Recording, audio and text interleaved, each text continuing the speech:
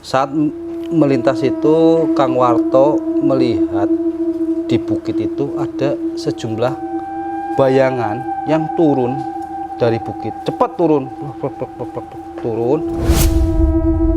Kang Warto waktu itu ya belum tahu itu bayangan apa orang, apa hewan atau binatang.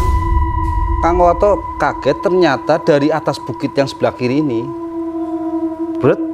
turun 5 ekor macan tutul, Mas.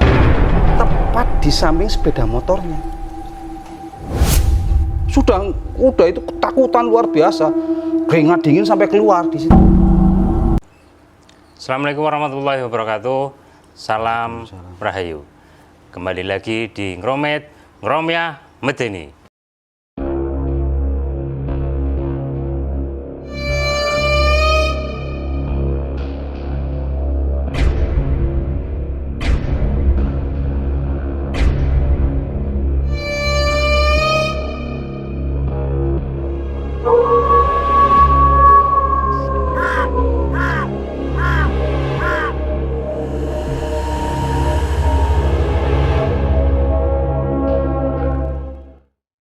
Bersama saya Guntur Saketi, kita akan ngobrol-ngobrol terkait dengan dunia-dunia gaib. Bagi sedulur Ngromet yang sudah subscribe channel ini, terima kasih. Dan bagi yang belum subscribe, silakan subscribe, dan semoga video-video kami bisa menghibur para sedulur Ngromet dimanapun Anda berada. Langsung saja kita akan ngobrol dengan salah satu narasumber kita yang merupakan tim Ngromet nih. Dan selamat sore, Mas Bayu Setapak ya? Setapak. Ini Mas Bayu ini memang tim Ngromet dan kita ngobrol santai aja, Mas. Mas. Ini liburan kemana ini? Kebetulan terima kasih Mas Guntur.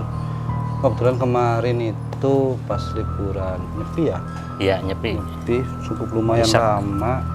Saya silaturahmi ke saudara di kaki Gunung Slamet. Wah, berarti ada cerita menarik ini biasanya di kaki Gunung Slamet ini. Ya, kebetulan saya ketemu saudara juga. Untuk tak tarik ke sini ternyata beliaunya agak kurang berkenan, jadi jauh juga sih ya? Iya, lumayan jauh di daerah Pakuyangan. Akhirnya dia bercerita banyak lah tentang pengalaman pribadinya, dan memang itu pengalaman nyata. Kebetulan saya juga tahu lokasi-lokasinya. Iya. Maksudnya bahwa di sana memang di kaki Gunung Slamet itu memang hutan pinus ya posisinya. Iya, hutan pinus betul. Awalnya gimana nih, Mas? Kok dia bisa cerita soal itu? Jadi begini, itu kisah nyata dari saudara saya. Sebut saja namanya Kang Warto lah. Ya, Kang Warto ya. Jadi Kang Warto ini profesinya sebagai tukang ojek. Jadi di daerah pegunungan, tepatnya di daerah Kecamatan Pakuyangan, Kabupaten Brebes ini, terutama di desa arah ke objek wisata Kaligua, transportasi ojek ini menjadi transportasi utama ketika malam hari. Ya. Bahkan sampai sekarang ya. Karena untuk pas malam, transportasi angkutan umum, angkot sudah nggak ada. Jadi warga memang hanya tergantung pada ojek. Nah, kembali ke Kang Warto. Jadi ini kejadian kisah nyata ini dialami Kang Warto di tahun 1992. Oh, udah cukup lama ya? Ya, cukup lama itu. Ya. Di situ memang kondisi juga masih alami waktu itu, belum ada perubahan. Bahkan ini yang di kawasan Gunung Kaligua, di kawasan Pandansari, yang sekarang ada proyek pabrik untuk pembangkit listrik tenaga panas itu belum ada waktu itu, masih alami. Alami ya? Ya.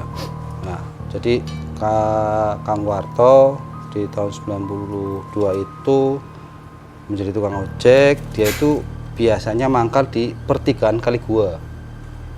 Jadi sedulur Ngromet, pertigaan Kaligua itu kalau saat ini posisinya tidak jauh dari flyover Kretek, jalur Tegal Purwokerto. Oh, jadi masih jalan utama yang ke Purwokerto ya? Jadi kalau kita dari arah Bumiayu, nanti ada gardu PLN, naik ke flyover ya.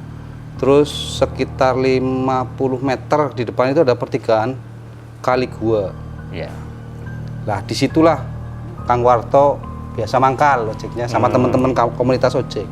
Dan di situ memang kalau malam rame karena memang untuk pangkalan ojek. Dan di belakangnya memang banyak toko-toko, banyak yang jualan.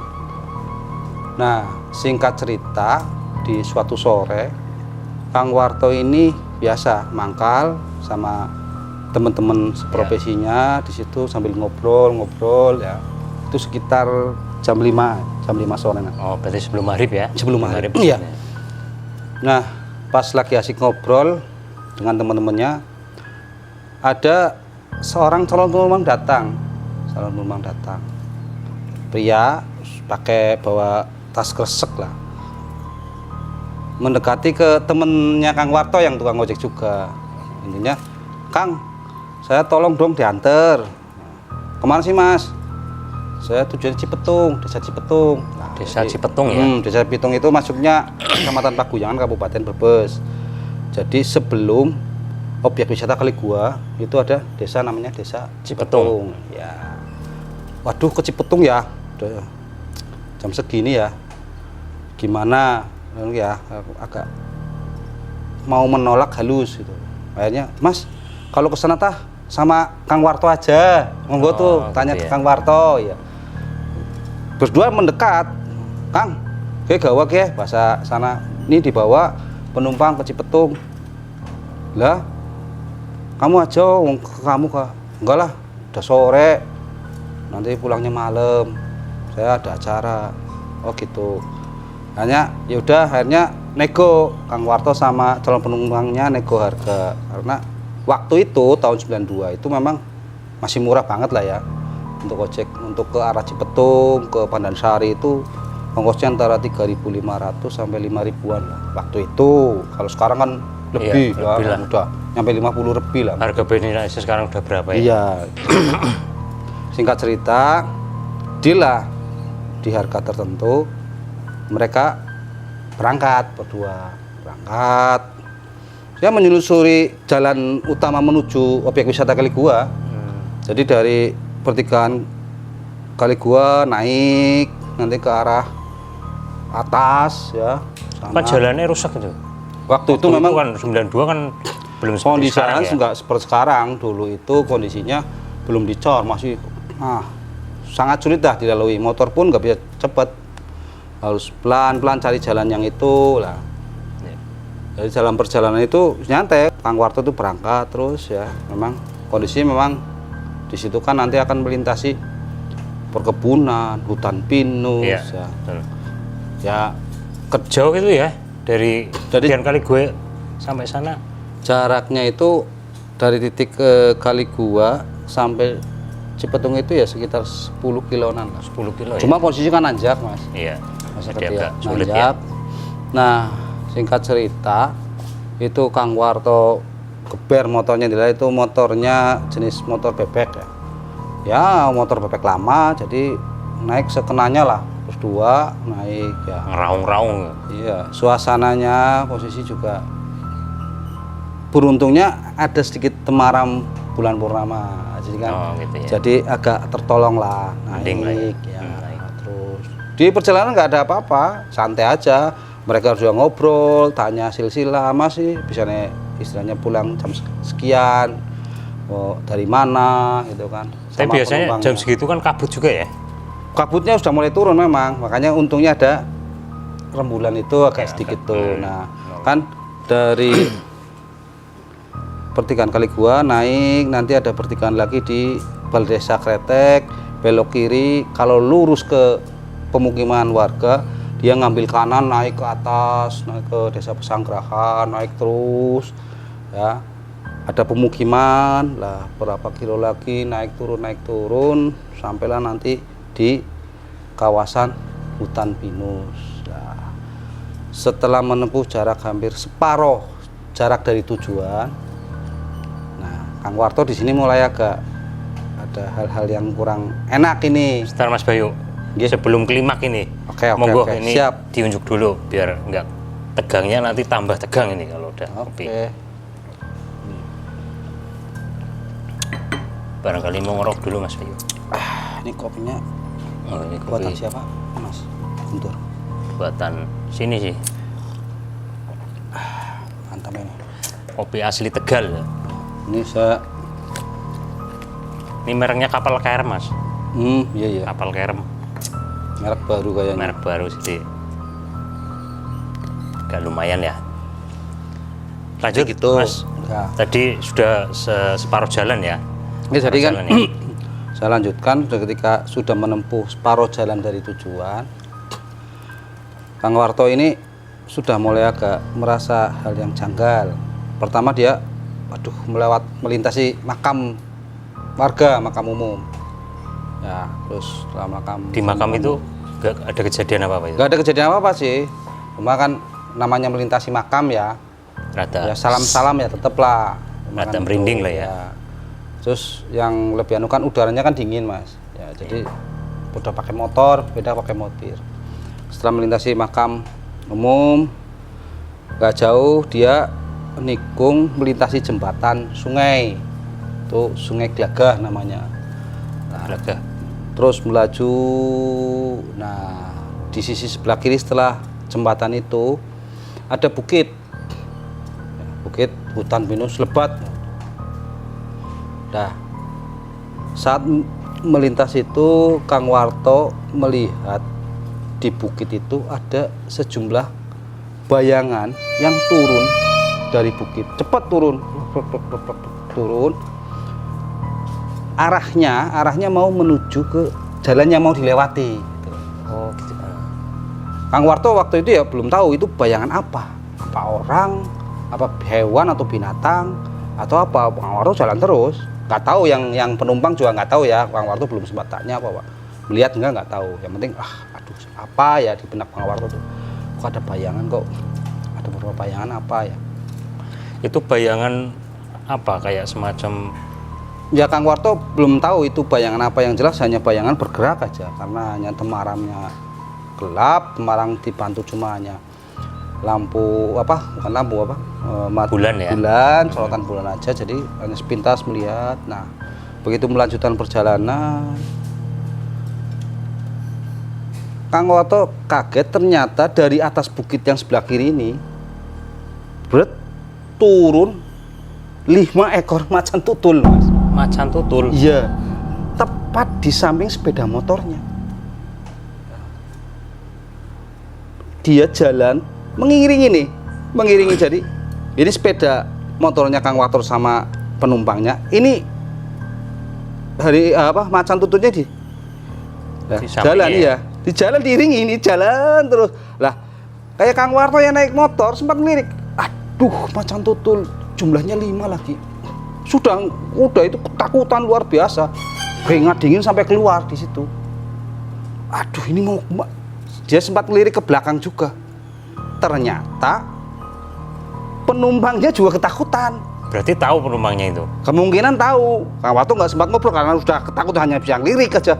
Aduh, dan ini macan tutul itu cuma diem dan mengikuti jalan. Tingginya itu sama dengan jok motornya Kang Warto itu. Besar berarti ya? Besar itu. Dan satu pas di ngiringin, yang lain di belakangnya. Wah, ngeri itu. Lah pas ngelirik ke belakang tadi, ternyata si penumpang juga kakinya diangkat di atas jok. Mungkin takut. Ya mungkin takut digigit atau gimana. Kang Warto aja sudah, Mas, baru kali ini saya mengalami ketakutan seperti sampai keringat dingin saya keluar itu. Cuma diem pasrah pas itu. Saya pasrah, Mas, melihat di kiri saya itu macan tutul 5 sekaligus. Saya cuma udah jalan.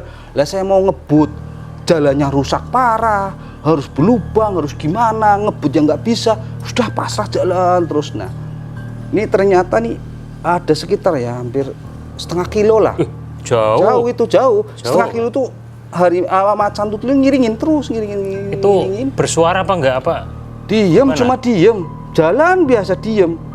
Enggak ngau, enggak ngerem, enggak apa, diem. Cuma yang lain 5-nya juga iya, diem. Berjalan lah. Setelah hampir setengah kilo itu, tahu-tahu si macan itu masuk ke lembah. Ya.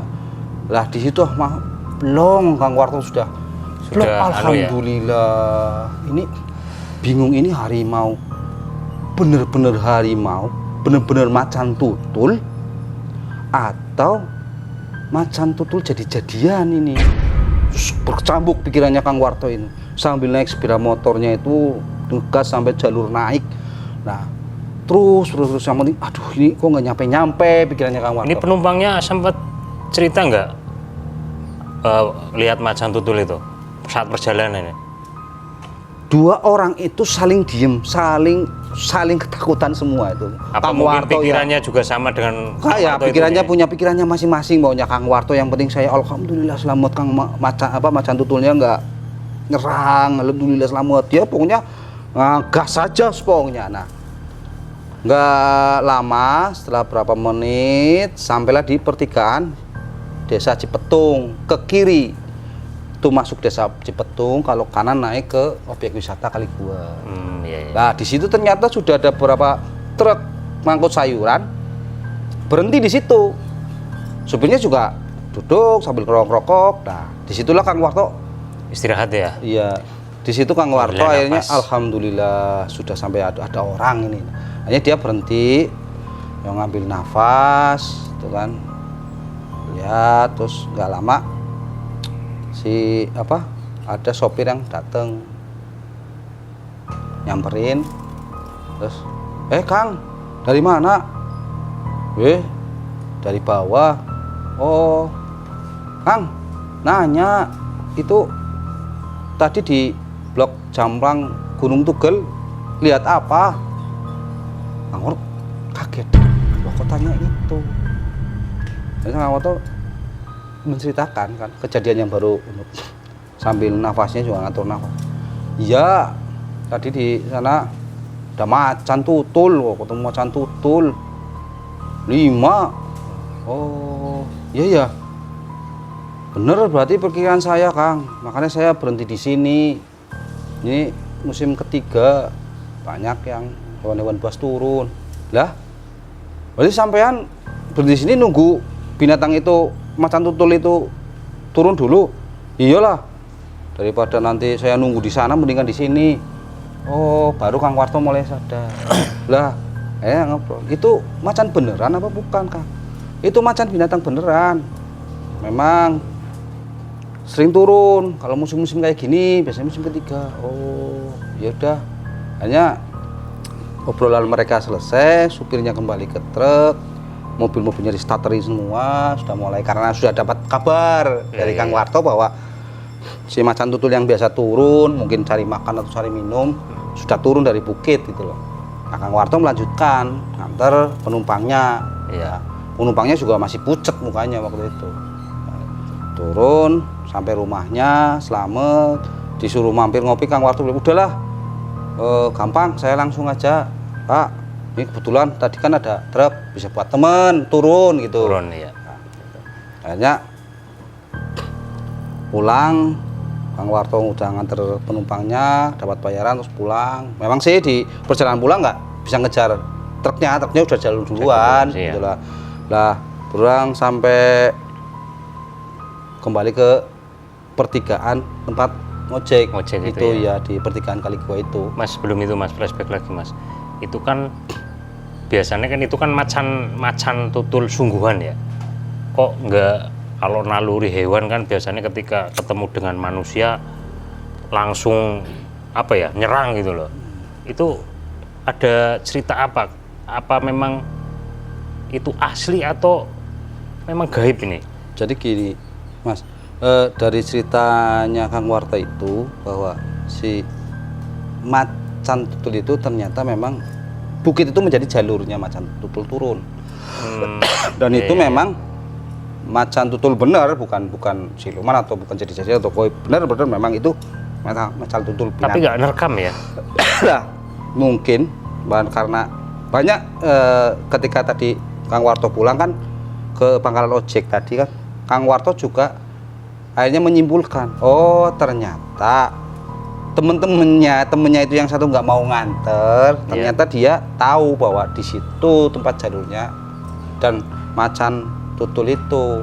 Dan itu memang sudah jadi urban legendnya sana di tahun antara ya itu 92, 95 sampai 2000-an itu. Nah, Berarti Macan itu memang sudah sering ketemu orang ya? sudah sering ketemu orang. Akhirnya nggak Bahkan- berontak itu ya? Iya, bahkan ada cerita itu dari Kang Warto yang karena penasaran itu macan beneran atau kan karena dia tukang ojek kan sana-sana Iya. kan pas siang di daerah atas juga ketemu teman-temannya yang ngobrol masalah itu.